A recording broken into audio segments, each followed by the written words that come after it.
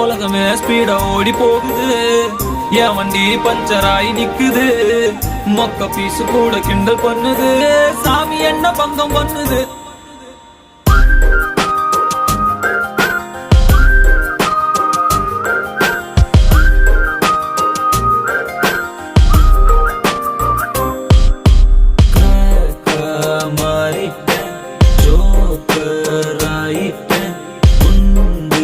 சட்டியில 2 குதிரை வண்டி ஓட்டுறேன்.